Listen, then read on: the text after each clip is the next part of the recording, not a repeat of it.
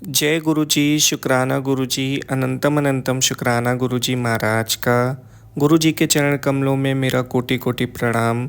सारे संगत परिवार को जय गुरु जी। संगत जी, आज आपकी परेशानियों का आखिरी दिन है क्योंकि आज वो ब्लेसफुल सत्संग आप तक आ गया है जिसमें गुरु जी ने आपको पूर्ण रूप से ब्लेस किया है, जिसके लिए आप गुरु जी से कई दिनों से प्रार्थना कर रहे थे, अरदास कर रहे थे। वे सारी प्रॉब्लम्स आज आपकी इस सत्संग में ख़त्म हो जाने वाली हैं क्योंकि ये सत्संग नहीं है, ये गुरु जी का आशीर्वाद है जिसमें गुरु जी ने आपको दिव्य संकेत दिए हैं, जिसमें गुरु जी ने आपको वो उपाय दिए हैं जिसके माध्यम से आपकी सारी प्रॉब्लम्स ख़त्म हो जाएंगी। अब मुझे ये तो नहीं पता कि आप कौन सी प्रॉब्लम में हैं या आप क्या अरदास कर रहे थे, लेकिन कहते हैं हमारे पास वही सत्संग आता है जो हमसे कनेक्टेड होता है।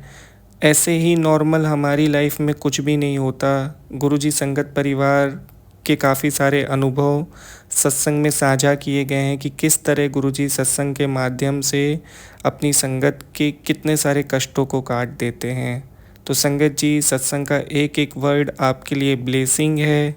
आज पूरा सत्संग सुनिएगा। निश्चित रूप से जो भी निगेटिविटी है, जो भी प्रॉब्लम्स है, वह सारी ख़त्म हो जाने वाली है। हम गुरु जी के पावन मंत्र जाप के साथ सत्संग को स्टार्ट करेंगे। ओम नमः शिवाय, शिवजी सदा सहाय। ओम नमः शिवाय, गुरु जी सदा सहाय। संगत जी, गुरु जी की लाडली बेटी आंटी जी का मैं एक सत्संग आप सबके साथ शेयर कर रहा हूँ जिसमें वे कहती हैं, जय गुरु जी, शुक्राना गुरु जी, अनंतम अनंतम शुक्राना गुरु जी। आज मेरे शुक्राने सत्संग में मुझे गुरु जी के जल प्रसाद के लिए, जल प्रसाद में उनकी ब्लेसिंग के लिए गुरु जी का अनंतम अनंतम शुक्राना करना है क्योंकि जल प्रसाद इतना दिया होता है कि उससे गुरु जी हमें हेल्थ प्लेस करते हैं और उसमें 7 बार अपना फेस देखकर मंत्र जाप करके किसी पौड़े में डालने से नज़र भी उतरती है। गुरु जी का अनंतम शुक्राना हमें उनकी संगत बनाने के लिए। जय गुरु जी, अनंतम अनंतम शुक्राना गुरु जी। शुक्रिया आंटी जी, इतना ख़ास मैसेज देने के लिए और अपना सत्संग शेयर करने के लिए। संगत जी, ये बहुत ही महत्वपूर्ण रेमेडी है जो गुरु जी हमें देते हैं जब हम किसी परेशानी में होते हैं, यानी किसी रोग से पीड़ित होते हैं। तो जब हम उनका जल प्रसाद ग्रहण करते हैं तो हमारी बहुत सारी बीमारियां ख़त्म हो जाती हैं और गुरु जी का जल प्रसाद दुनिया की सबसे अच्छी मेडिसिन है। वो उन रोगों को भी ठीक कर देता है जो किसी भी दवाई से ठीक नहीं होते क्योंकि उसमें गुरु जी की ब्लेसिंग्स होती हैं, गुरु जी का आशीर्वाद होता है। तो डेली आप जल प्रसाद ज़रूर लिया करिए और अपने घर पे सबको ये करने के लिए बोलिए क्योंकि गुरु जी सबको ब्लेस करते हैं। तो जल प्रसाद का अपना एक बहुत ही बड़ा महत्व है जो आपको अपनाना चाहिए आपकी लाइफ में। अब संगत जी, मैं आपको अगला सत्संग सुनाता हूँ। यह सत्संग गुरु जी के एक प्यारे भक्त द्वारा शेयर किया गया है जो कि गुरु जी की एक बहुत ही बहुत ही कनेक्टेड, बहुत ही लाडली बेटी हैं जिन्होंने यह सत्संग शेयर किया है। तो हम गुरु जी के मंत्र जाप के साथ सत्संग स्टार्ट करते हैं। ओम नमः शिवाय, शिवजी सदा सहाय। ओम नमः शिवाय, गुरु जी सदा सहाय। सत्संग में आंटी जी कहती हैं, पिछले 40 सालों से मेरे पति और उनके 2 भाई एक फलता फूलता व्यवसाय चला रहे थे। फिर मेरे पति ने अपने व्यवसाय के लिए मेरे पिता और मेरी बहन से पैसे उधार लिए। उसके बाद हमारा व्यवसाय घाटे में चला गया और मेरे पति के भाई ने पूरा व्यापार अपने हाथ में ले लिया और मेरे पति को बहुत कम पैसे वापस दिए। जल्द ही हमारा घर और हमारे परिवार के गहने बेचने पड़े। फिर भी मेरी बहन चाहती थी कि हम उसका हिस्सा ब्याज सहित लौटा दें। मेरे पिता की भी यही मंशा थी, लेकिन उन्होंने कभी इस बारे में कुछ नहीं कहा। हालांकि मेरी बहन से सुनी गई तमाम कटु बातों के पीछे वही थे।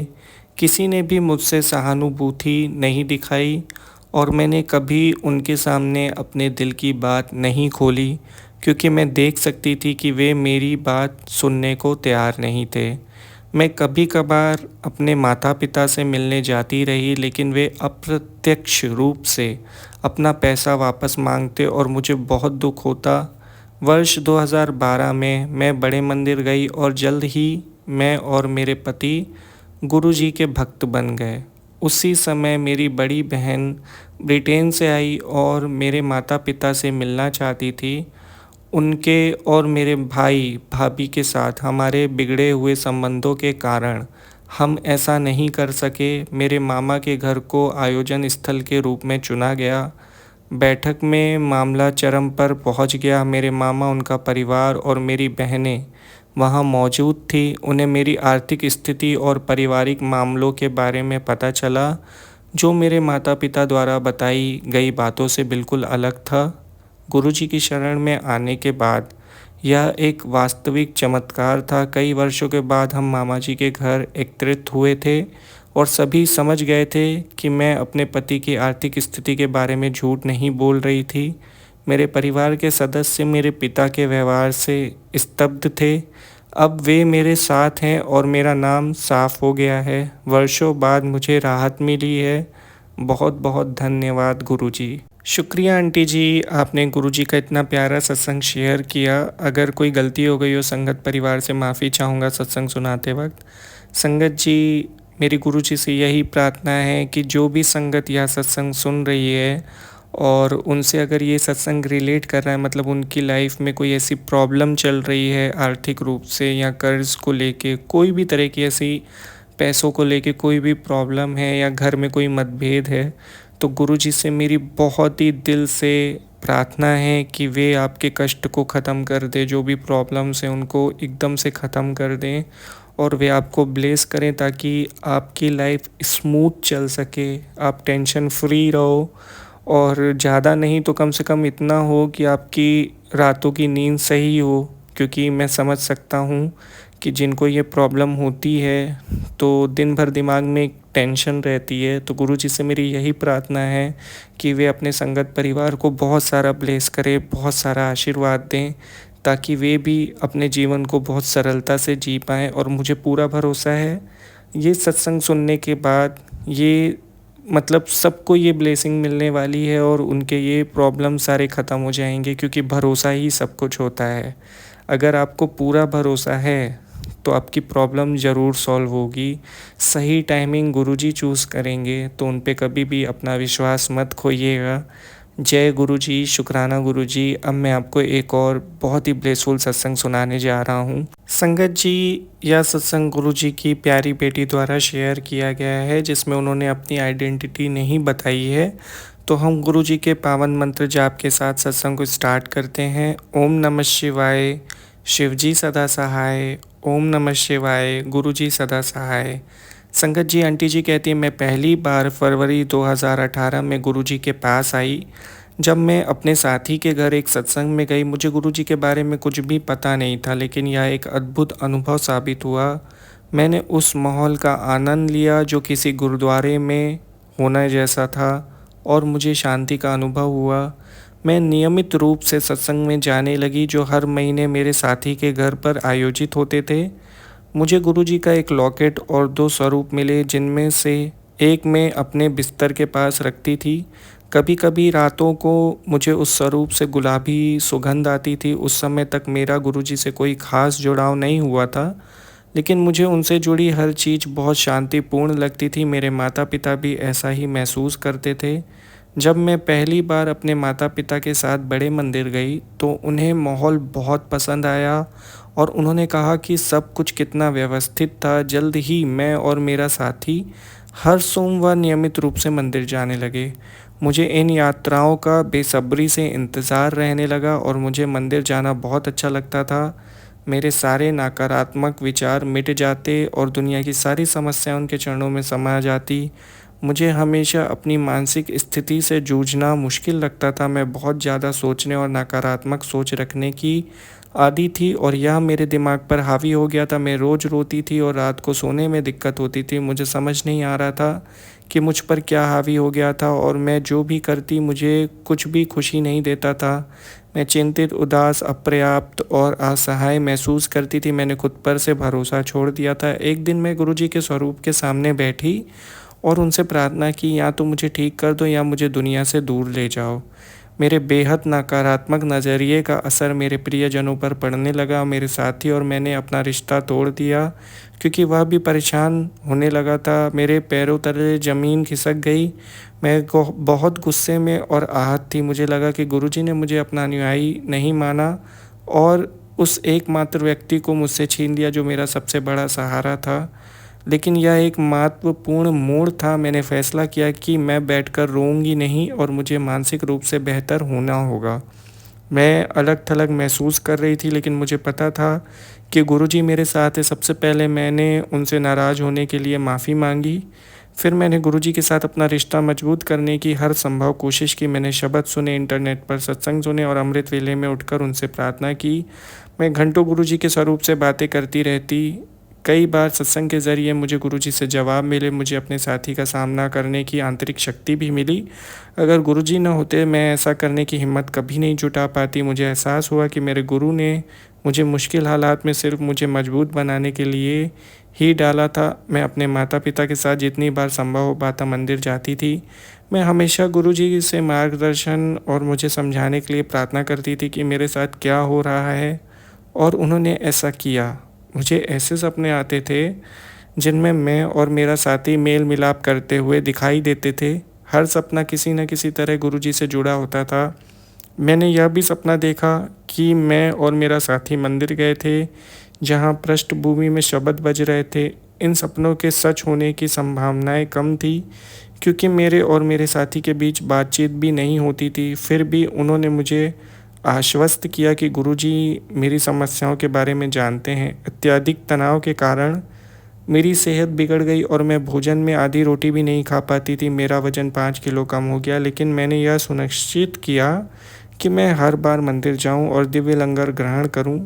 मेरे माता-पिता चाहते थे कि मैं एंडोस्कोपी करवाऊं, लेकिन उनकी कृपा से यह योजना रद्द कर दी गई। धीरे-धीरे मेरी भूख वापस लौटने लगी। धीरे-धीरे मेरा आत्मविश्वास बढ़ा और जीवन के प्रति मेरा नज़रिया बदल गया। मेरा साथी और मैं फिर से एक दूसरे के साथ हो गए, जैसा कि गुरुजी के दर्शनों ने भविष्यवाणी की थी। गुरुजी ने मुझे अपने तरीके से मार्गदर्शन दिया था।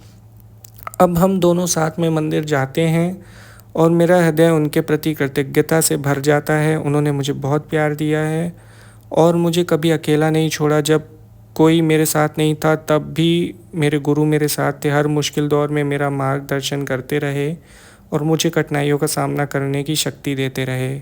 मुझे बस उन पर विश्वास रखना था और हर चीज़ में उन पर भरोसा रखना था। वे जो भी करते हैं उनके मन में हमेशा हमारे लिए कुछ अच्छा ही होता है। उनसे बात करो, उन्हें बिना किसी डर के सब कुछ बताओ। गुरुजी मेरे सबसे अच्छे दोस्त और मेरे पिता होने के साथ परम शक्ति भी हैं। अगर चीज़ें ठीक नहीं चल रही हैं तो यकीन मानिए उनके पास आपके लिए बेहतर योजनाएं हैं और देर सवेर वे आपको हर मुश्किल परिस्थिति से बाहर निकालेंगे। बस उनमें डूब जाओ, उनके मंत्र का जाप करो और विश्वास रखो। वे हमें मजबूत बनाने के लिए हमें कई परीक्षाओं से गुजरने देते हैं। हम उनके बच्चे हैं और वे हमारे पिता हैं। गुरुजी में आस्था और लोगों के प्रति प्रेम हमें गुरुजी के मार्ग पर आगे बढ़ाता है। मैंने सोचा था कि मैं इस सत्संग को बाद में लिखूंगी, लेकिन मैं खुद को गुरुजी से प्राप्त हाल के आशीर्वादों को लिखते हुए पाती हूँ। इससे यह पुष्ट होता है कि उनकी योजना और उनका समय ही सर्वोपरि है। उनके सही समय पर दिए गए आशीर्वाद के आगे हमारी योजनाएं बौनी पड़ जाती हैं। वर्ष 2020 एक अत्यंत कठिन समय था।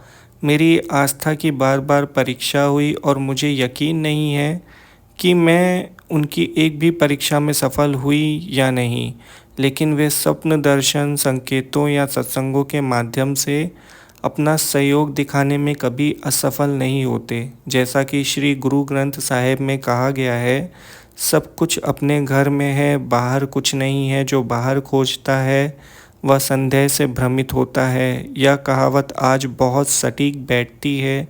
जब कोरोना वायरस के कारण भक्तों की बड़े मंदिर और व्यक्तिगत सत्संग तक पहुंच सीमित है, फिर भी हमारे आशीर्वाद कई गुना बढ़ गए हैं। हमारा जुड़ाव गहरा हुआ है और आस्था और भी मजबूत हुई है। सब कुछ हमारे कर्मों की चार दीवारी के भीतर है। चूँकि गुरुजी हमारे हृदय और मन में विराजमान है, हमें बस अपने भीतर गहराई से देखने और उनसे जुड़ने की ज़रूरत है। गुरुजी ने हमेशा इस बात पर जोर दिया है कि वे एक व्यवहारिक गुरु हैं और हम उनसे जुड़ने के लिए व्यवहारिक मार्ग अपना रहे हैं। बाहरी दुनिया के बंद होने और पूजा स्थल न खुलने के कारण उन्होंने हमें अपने घरों के भीतर उन्हें ढूंढना सिखाया है। स्नातक होने के बाद मैं दो राह पर खड़ी थी, क्या मुझे नौकरी ढूंढनी चाहिए या आगे की पढ़ाई जारी रखनी चाहिए। मैं मास्टर्स करने का इच्छुक थी, लेकिन विश्वविद्यालयों में आवेदनों और चयन प्रक्रिया कठिन थी और इसके लिए महीनों की तैयारी करनी पड़ती थी। मेरा चयन एक अन्य शैक्षणिक कार्यक्रम के लिए हो गया, लेकिन परिसर का स्थान ठीक नहीं था। मैंने अपना नामांकन रद्द कर दिया और उसी दिन मुझे एक दिलचस्प MBA पाठ्यक्रम मिला। आश्चर्यजनक रूप से उसमें वे सभी मानविकी विषय थे जिनमें मेरी रुचि थी और 100% प्लेसमेंट नीति भी थी। परिसर भी मंदिर के पास ही था। ऐसा लगा जैसे गुरुजी ने यह पाठ्यक्रम मेरे लिए ही बनाया। गुरुजी ने मुझे विभिन्न संकेतों के माध्यम से आश्वस्त किया कि यह पाठ्यक्रम मेरे लिए ही है। उदाहरण के लिए प्रवेश की तिथि 7 तारीख थी। परिसर के छात्रावास में प्रवेश करने से पहले मैंने गुरुजी स्टिकर वाली कुछ कारें देखी और सोमवार को मेरी छुट्टी थी, जिसका मतलब था कि मैं सुबह आसानी से मंदिर जा सकती थी। मैंने पाठ्यक्रम के लिए आवेदन किया और बाद में मेरी कई अच्छे दोस्त भी बने और गुरुजी ने मुझे कठिन MBA विषयों में सफलता दिलाई। उनके बिना मैं पास होने का भी मौका नहीं पा पाती। सब कुछ ठीक चल रहा था जब महामारी आई और हमारी कक्षाएं ऑनलाइन हो गई। मैं हॉस्टल भी छोड़ना पड़ा, जिसका मतलब था कि मंदिर से दूर जाना पड़ा क्योंकि मैं स्थानीय निवासी नहीं थी। मैंने दूरी को गुरुजी के साथ अपने जुड़ाव में बाधा नहीं बनने दिया। उन्होंने मुझे घर पर सत्संग करने के लिए प्रेरित किया। ये सत्संग हर डर पर मरहम की तरह काम करते थे। मेरे रास्ते में अगली बाधा एक अच्छी नौकरी पाने की थी। हालांकि हमारे कॉलेज ने हमें आश्वासन दिया था कि वह यह सुनिश्चित करेंगे कि सभी छात्रों को कंपनियों में प्लेसमेंट मिले, लेकिन महामारी का मतलब था कि कंपनियां कम लोगों को नियुक्त कर रही थी, जिसका मतलब था कि छात्रों को चयन प्रक्रिया के दौरान ध्यान आकर्षित करने के लिए बहुत मेहनत करनी पड़ी।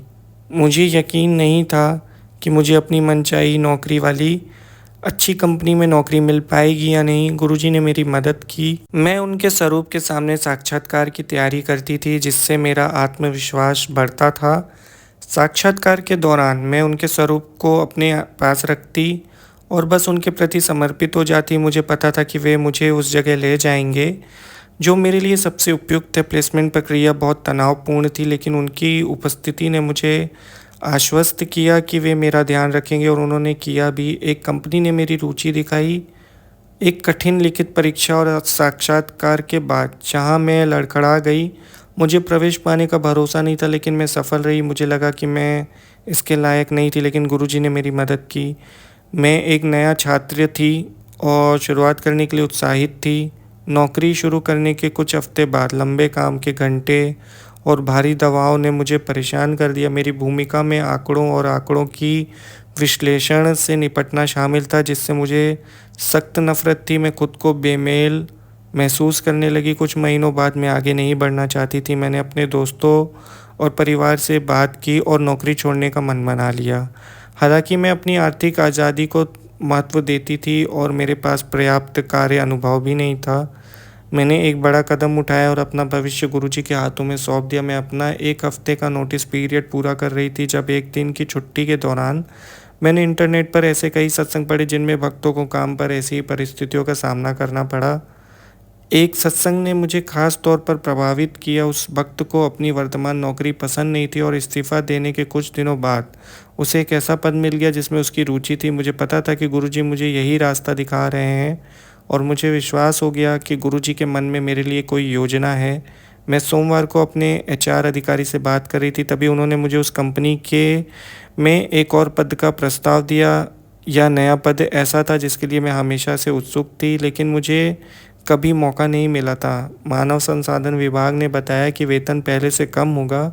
इससे कोई खास फ़र्क नहीं पड़ा क्योंकि यह मेरे लिए करियर की शुरुआत थी और मैं ज़्यादा वेतन की बजाय अच्छा खासा कार्य अनुभव रखना ज़्यादा पसंद करती थी। मैं खुश थी कि मुझे बिना किसी और इंटरव्यू या परीक्षा के अपनी पसंद की नौकरी मिल गई। फिर मानव संसाधन विभाग ने मुझे फ़ोन करके बताया कि वरिष्ठ कर्मचारियों ने मुझे मेरी पिछली नौकरी के बराबर वेतन देने का फैसला किया है। इससे पता चलता है कि गुरुजी अपनी पसंद की समय पर अपना आशीर्वाद देने में कितने उदार हैं। मेरा परिवार भी यह देखकर हैरान था कि गुरुजी ने कितनी जल्दी यह चमत्कार कर दिया। मुझे अपनी नई भूमिका में मुश्किलों का सामना करना पड़ता है, लेकिन गुरुजी हमेशा मेरी मदद करते हैं वे हर छोटी बड़ी बात का ध्यान रखते हैं। कभी कभी किसी सामग्री की प्रूफ रीडिंग करते समय मैं कोई दस्तावेज खोलती हूँ और अंत में मुझे एहसास होता है कि मैंने पहले कोई बिंदु छोड़ दिया था या कोई महत्वपूर्ण जानकारी गलत जगह रख दी थी। मैं उसे ढेर सारे दस्तावेज में ढूंढती हूँ और क्लिक करने पर वह मुझे तुरंत मिल जाता है। मैंने इसे एक भाग्यशाली संयोग मान सकते हैं, लेकिन यह गुरुजी ही हैं जो मेरे कार्यों का मार्गदर्शन कर रहे हैं। समस्या चाहे जो भी हो, एक बार गुरुजी आपको अपनी शरण में ले लेते हैं तो वो हमारी समस्याएं हल करने की जिम्मेदारी उनकी हो जाती है। वह हमारी देखभाल के लिए मौजूद है। हमें हमेशा इस बात की चिंता रहती थी कि मेरा परिवार सत्संग और मंदिर जाने के बावजूद गुरुजी से जुड़ नहीं पाया। महामारी के दौरान उन्हें गुरुजी में सुकून मिला। आज मेरे विस्तृत परिवार ने उनकी दिव्यता को समझना शुरू कर दिया है और अब उनकी संगत है। गुरुजी रिश्ते भी सुधारते हैं और भक्तों को सही लोगों की संगति में रखते हैं। वह भक्तों को दुनिया की बुराइयों से बचाते हैं। महामारी के कारण मैं और मेरा साथी अलग अलग शहरों में रहने को मजबूर थे। हालांकि गुरुजी ने हमारे रिश्ते को मजबूत रखा और हम दोनों का मार्गदर्शन किया ताकि दूरी हमारे रिश्ते के आड़े ना आए। जब से मैं गुरुजी से जुड़ी हूँ, मैंने उनसे कुछ महत्वपूर्ण सीख ली है, जैसे कि अनिश्चितता के साथ शांति बनाए रखें। जान लें कि सुख और दुख अस्थायी हैं। एकमात्र स्थायित्व गुरुजी के साथ आपका रिश्ता है। इस जीवन का एकमात्र निश्चित पहलू गुरु साहिब के साथ आपका संबंध है। इसे हर दिन पोषित करें। सेकंड, हमेशा विनम्र रहें और जब आप गलत हो तो खुद को सुधारें। हम खुद को गुरुजी की संतान तभी कह सकते हैं जब हम खुद को स्थिर रखें और घमंड या अभिमान में ना पड़ें। हमें अपने अहंकार को त्यागना होगा। थर्ड, दयालु बने। हम सभी के कुछ लोगों के साथ मुश्किल रिश्ते होते हैं। इन लोगों को गुरुजी की संतान समझें और उनके प्रति नकारात्मक सोच या आक्रामक होने से बचें, क्योंकि इससे गुरुजी को अप्रत्यक्ष रूप से ठेस पहुंचेगी। सम्मान पूर्वक बात करें या उन्हें अनदेखा कर दें, गुरुजी को इसे संभालने दें। फोर्थ, कभी यह ना सोचें कि गुरुजी ने आपको त्याग दिया है। वे कभी नहीं त्यागेंगे। मुश्किलों में हमारा विश्वास डगमगाता है, उनका प्रेम नहीं।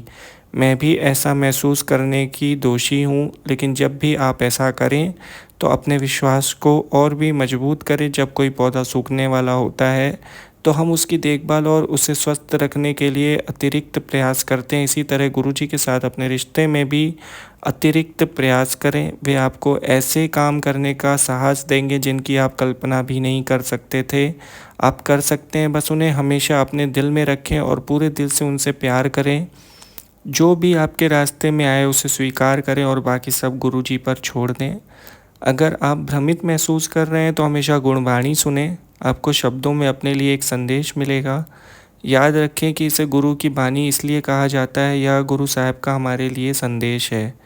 गुरुजी हमें मानवता के प्रति और अधिक आस्था और प्रेम प्रदान करें। अपने माता पिता, परिवार और अपने जीवन साथी और उनके प्रति अपने कर्तव्य को पूरा करना ही वह छोटा सा योगदान है जो हम उन्हें दे सकते हैं। हर दिन आस्था का एक पाठ है और मैं प्रार्थना करती हूँ कि हम उनकी संगत के रूप में हर दिन सीखें और बेहतर इंसान बनने के लिए खुद को निखारें।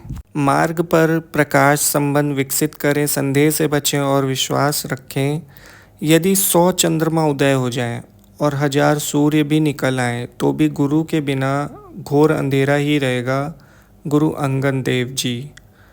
अब सभी संगत भौतिक सुख के इर्द गिर्द नहीं होते। कुछ में कठिन अनुभव की कथाएं भी हो सकती हैं, लेकिन वह आध्यात्मिक विकास के लिए रत्न है। गुरु तेग बहादुर जी श्लोक मोहल्ला 9 के एक दोहे ने मुझे आध्यात्मिक विकास के लिए कष्ट अर्जित करने के महत्व को समझने में मदद की है। जतन बहुत सुख के लिए दुख को न कोय। लोग खुशी के लिए हर तरह के प्रयास करते हैं, लेकिन कोई भी दुख कमाने की कोशिश नहीं करता। तो मेरा सत्संग आस्था का एक पाठ है, कठिनाइयों से जूझने में हमारी मदद करने का एक पाठ। 2020 के अंत में मुझे अपने सबसे हृदय विदारक और कठिन क्षण का सामना करना पड़ा और यह निराशा नए साल तक बनी रही। मेरा दृष्टिकोण नकारात्मक हो गया, मेरी मानसिक स्थिति चरमरा गई और हालांकि गुरुजी ने मुझे एक सकारात्मक अंत के दर्शन दिखाए, फिर भी मेरे डर मेरे विश्वास पर हावी रहे। मैं हमेशा गुरुजी के साथ मानसिक वार्तालाप करती रहती थी, लेकिन यह ज़्यादातर ऐसे विचारों से जुड़ा होता था, मैं ही क्यों, मैंने क्या गलत किया, अब मुझे इस तरह कष्ट क्यों दे रहे हैं। मैं प्रार्थना या ध्यान नहीं कर रही थी, बल्कि गुरुजी से तुरंत उत्तर की अपेक्षा कर रही थी। कुछ दिन पहले इस नकारात्मकता ने मुझे लगभग घेर लिया था। मैंने फिर से गुरुजी के साथ मानसिक वार्तालाप का सहारा लिया। मेरे क्रोधित मन को यह एहसास नहीं था कि इन कठिनाइयों के बावजूद महाराज अभी भी मेरी रक्षा कर रहे थे और मुझे उनका आशीर्वाद मिल रहा था, इसलिए मैं उन्हें स्वीकार नहीं कर पाई। एक रात मैंने गुरुजी से कहा कि मेरे मन में अभी भी उनके प्रति गहरा प्रेम और सम्मान है, लेकिन शायद उनका आशीर्वाद मेरे लिए नहीं है। अगले दिन रविवार को मुझे भक्त अनीता कपूर का पुस्तक दिव्य प्रकाश मिली। हालांकि मैंने यह पुस्तक पहले भी पढ़ी थी, फिर भी हर पन्ना मुझे ऐसा लगा जैसे मुझसे बात कर रहा हो। एक अध्याय में गुरुजी ने भक्तों को मानसिक रूप से डांटा, जो मुझे और मेरी परेशानी को बयां करता है। फिर गुरुजी ने मुझसे मानसिक रूप से बात की और मेरी व्याख्या कुछ इस प्रकार है। जब आपके जीवन में कोई बड़ा बदलाव आता है तो यह आपके लिए बदलाव का संकेत है। पहले तो आप अंतहीन शिकायत करते हैं और फिर जैसा मैं कहता हूँ वैसा नहीं करते। अच्छा होना ही काफ़ी नहीं है, आपको अच्छा भी करना होगा। आस्था का पूरा दायरा मायने रखता है, मेरा वचन ही नियम है, लेकिन आप हमेशा अपने अहंकार से इसे तोड़ने की कोशिश करते हैं। आपके कई सवाल हैं, लेकिन क्या आपने एक भी जवाब ढूंढने की कोशिश की है? नहीं। और ऐसा इसलिए क्योंकि ज़्यादातर लोगों की तरह आप भी बहुत व्यस्त हैं, पूछते रहते हैं, सोचते रहते हैं, टिप्पणी करते हैं, संदेह करते हैं, मूल्यांकन करते हैं, झगड़ते हैं और बड़बड़ाते रहते हैं। बस यही बकवास है। आप दूसरों के लिए खुशी और अपने लिए संघर्ष करने वाले व्यक्ति हैं। आप शिव पुराण नहीं पढ़ते जैसा मैंने बताया था, आप बैठकर ध्यान नहीं करते जैसा मैंने सुझाया था, आप नहीं करना चाहिए से भरे हैं और इस मुझसे सिर्फ करने योग्य की उम्मीद करते हैं। यह हर बार जब मैं विश्वास खो दूं, मुझे जगाने वाली पुकार दोबारा नहीं आएगी। इसलिए एक बार और हमेशा के लिए सीख लो, इससे पहले कि बहुत देर हो जाए। असली चीज़ मांग लो, मेरे नाम से जुड़ो और बाकी सब सही समय, जगह और क्रम पर आ जाएगा। घर आओ और अपने व्यवहार को वैसे ही बदलो जैसे तुम अपने कपड़े बदलते हो। बदलाव तब होगा जब तुम ज़रूरी बदलाव करोगे। यह मेरे लिए एक चेतावनी थी और अपना व्यवहार वैसे ही बदलें जैसे आप अपने कपड़े बदलते हैं। यह वाक्य मेरे दिल को छू गया। पिछले कुछ महीनों से मैं बस सोचती और शिकायत करती रही। मैंने जवाब पाने या गुरुजी से जुड़ने की कोई कोशिश नहीं की। मैं उनके साथ 5 मिनट भी नहीं बैठी और हालांकि मैंने परिस्थितियों को गुरुजी के दिव्य इच्छा के अनुसार मान लिया था, मैंने उनसे गहराई में जाकर सहायता लेने का पर्याप्त प्रयास नहीं किया। इसकी बजाय मुझे तुरंत राहत की उम्मीद थी। मैंने खुद को संभाला और अपने विश्वास को फिर से जगाने और उसे मजबूत करने लगी। धीरे धीरे मुझे उनकी उपस्थिति के संकेत महसूस होने लगे। हाल ही में ध्यान के दौरान मुझे अपने हाल के सत्संगों को साझा करने के लिए भीतर से एक संदेश मिलता रहा। हालांकि मुझे लगा कि वह विशेष घटना जिसके लिए मैं सत्संग साझा करूंगी अभी तक घटित नहीं हुई है। मुझे सूक्ष्म संकेत मिलते रहे और अंततः मैंने इसे महाराज का आदेश मान लिया। जनवरी में गुरुजी ने मुझे काम के सिलसिले में मुंबई की यात्रा का आशीर्वाद दिया। चूँकि मैं मानसिक रूप से काफ़ी व्यथित थी, इसलिए मैंने निष्क्रियता का परिचय दिया था। मैंने गुरुजी महाराज से यात्रा रद्द करने की प्रार्थना की। हालांकि गुरुजी की योजना कुछ और ही थी। हवाई अड्डे की ओर जाते हुए मैं रोई और आगे बढ़ने की शक्ति न होने की शिकायत की। मैं भी एक घबराई हुई यात्री हूँ और यह पहली बार था जब मैं अपने माता पिता के बिना हवाई यात्रा कर रही थी। हवाई अड्डे पर चेक इन और सुरक्षा प्रक्रियाएं सुचारू रूप से चली। फिर भी मुझे इस बात का संदेह था कि यात्रा कैसी होगी। मुंबई पहुंचने पर मैंने महाराज से उनकी उपस्थिति का संकेत देने के लिए एक चिन्ह मांगा। होटल में मुझे कमरा संख्या 106 आवंटित किया गया, जो उनके अंकों का योग 7 होता है। एक निश्चित संकेत। मेरी सबसे अच्छी दोस्त भी मुंबई में काम करती है और गुरुजी की कृपा से मुझे उसके साथ समय बिताने का मौका मिला। वह मुझे और मेरी एक सहकर्मी को दर्शनीय स्थलों की सैर पर ले गई और मैं भाग्यशाली थी कि मेरा बचपन का एक सपना पूरा हुआ, शाहरुख खान के घर के बाहर एक तस्वीर खिंचवाने का।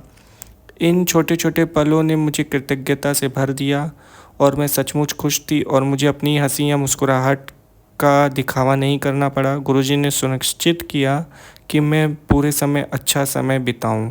मुंबई से लौटते हुए मैं वास्तविकता में वापस लौट आई, उन सभी कठिनाइयों के बीच जिनका मैं अभी भी सामना कर रही थी।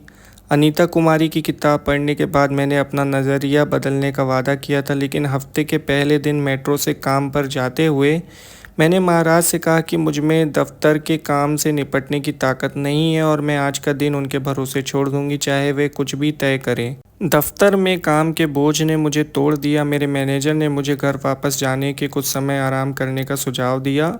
लौटते हुए मुझे एहसास हुआ कि सोमवार था और बड़े मंदिर खुला होगा। मैंने जाने का फैसला किया। मुझे पहले कभी अकेले मंदिर जाने की हिम्मत नहीं हुई थी, क्योंकि छतरपुर इलाके में कुछ जगह मुझे असुरक्षित लगी। उस दिन मेरे पास यात्रा के लिए भी पर्याप्त पैसे नहीं थे, लेकिन मैंने सारा भार गुरुजी पर छोड़ दिया। छतरपुर मेट्रो स्टेशन से बाहर निकलते ही मुझे एक ऑटो मिला। मंदिर में ड्राइवर ने मुझसे कहा कि वह इंतज़ार करेगा और मुझे वापस स्टेशन छोड़ देगा। मैंने मंदिर में अपने समय का आनंद लिया, प्रसाद और चाय का आनंद लिया और गुरुजी का धन्यवाद किया कि उन्होंने मुझे अपने पास आने के लिए प्रेरित किया। यह उनका ही निर्णय था, क्योंकि मंदिर जाने की मेरी कोई योजना नहीं थी। मैं हमेशा लोगों पर निर्भर थी कि वे मुझे वहां ले जाएं। और जब ऑटो चालक ने मुझे सुरक्षित मेट्रो स्टेशन तक पहुंचाया तो मुझे बहुत सुकून मिला। मंदिर जाने में मुझे ठीक उतने ही पैसे खर्च करने पड़े जितने मेरे बटुए में थे। उनके प्रति मेरा समर्पण मुझे सीधे उनके स्वर्ग के द्वार पर ले गया, जिसे मैं अपना घर कहती हूँ। प्रत्येक कठिन अनुभव एक सत्संग की प्रक्रिया है, इस विश्वास का एक पुनर्कथन कि गुरुजी के सही समय पर सब कुछ ठीक हो जाएगा। आइए हम अपने अनुभव से शक्ति प्राप्त करें, संदेह से बचें और विश्वास विकसित करें। गुरुजी छोटे छोटे तरीकों से हमारा ध्यान रखते हैं, लेकिन हमें भी अपनी ओर से प्रयास करना होगा। कोई बैठकर आशीर्वाद और चमत्कार की उम्मीद नहीं कर सकता। भक्तों को उनके साथ अपने संबंध को पोषित करना चाहिए और उनकी दिव्य योजना पर भरोसा रखना चाहिए। विश्वास की इस यात्रा में दृढ़ता और धैर्य विकसित करें, उन्हें प्रणाम करें, उनसे प्रार्थना करें, उनके साथ अपने रिश्ते को मजबूत करें और आशीर्वाद उनकी इच्छा और आदेश के अनुसार प्रवाहित होंगे। वे परम गुरु हैं, खोजो और तुम्हें मिलेगा। उनसे बेहद प्यार करें। कई बार ऐसा भी होगा जब आपके साथी, जीवन साथी और माता पिता आपका साथ छोड़ देंगे, लेकिन गुरुजी हमेशा आपके साथ रहेंगे। मैं इसका प्रमाण हूँ। कई बार मेरे साथ कोई नहीं होता। भौतिकवादी दुनिया के इस घोर अंधकार में मेरे गुरु ही मुझे प्रकाश दिखाते हैं। जय गुरु जी, शुक्राना गुरु जी। बहुत ही इम्पोर्टेंट और ब्लेसफुल सत्संग था आंटी जी। शुक्रिया, आपने गुरु जी की प्यारी संगत जी के साथ आपका सत्संग शेयर किया। संगत जी, अगर मुझसे सत्संग सुनाते वक्त कोई गलती हो गई हो तो उसके लिए क्षमा कर दीजिएगा। एक बहुत ही विशेष मैसेज मिला है हमें सत्संग के माध्यम से कि हमें भी कोशिश करनी होगी, समझना होगा। और इस सत्संग में हमें यह मैसेज मिला कि हमें गुरुजी की आज्ञाओं का पालन करना चाहिए। हम काफ़ी कुछ सोच लेते हैं अपने मन ही मन में। कभी कभी तो हम गुरुजी पे ही संदेह कर लेते हैं, जो कि बहुत ही गलत बात होती है। आप एक बार समर्पण करके सब कुछ उन पर छोड़ दीजिए। और कभी कभी समय लगता है, समय मतलब सही होने में सारी चीज़ें। हमारे अगले पिछले बुरे कर्म भी बीच में आते हैं, जिसे गुरुजी काट रहे होते हैं। और हमें परीक्षाएं भी देनी होती हैं, उसमें सफल पास भी होना होता है। तो गुरुजी के ऊपर हमेशा अपना विश्वास रखें और अपने संबंध गुरुजी से अच्छे बनाएं। वो कैसे होगा? वो यूँ होगा कि जब आप गुरुजी की बातों पे अमल करेंगे। उन्होंने जो हमें सिखाया है उनका पालन हमें करना है, तभी तो हमारे रिलेशन गुरुजी के साथ अच्छे होंगे। क्योंकि गुरुजी भी भक्ति मांगते हैं ना हमसे, हम गुरुजी के भक्त हैं। जब हम उनके दिखाए हुए रास्तों पे ही नहीं चलेंगे तो हमारे साथ सब कुछ अच्छा होगा कैसे? हमारी एक्सपेक्टेशन तो बहुत सारी है कि हमारे साथ ये हो जाए, वो हो जाए, हमारे साथ ये भी अच्छा हो जाए, वो भी अच्छा हो जाए, हमारी ये परेशानी भी ख़त्म हो जाए। लेकिन ठीक है, आप गुरुजी हमारे पिता हैं, हम उनसे नहीं मांगेंगे तो किससे मांगेंगे? ये बात भी सही है। लेकिन हमें भी तो अपने पिता की बातें सुननी होंगी ना।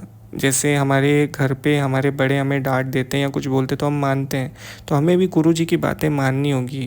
तो ये एक इस सत्संग में हमें बहुत ही इम्पोर्टेंट मैसेज मिला है कि हमें आज्ञाओं का पालन करना, उन पे संदेह नहीं करना है। वे हमेशा हमारी मदद के लिए मौजूद रहेंगे और अलग-अलग तरीके से वे हमें संकेत देते हैं कि वे हमारे साथ हैं।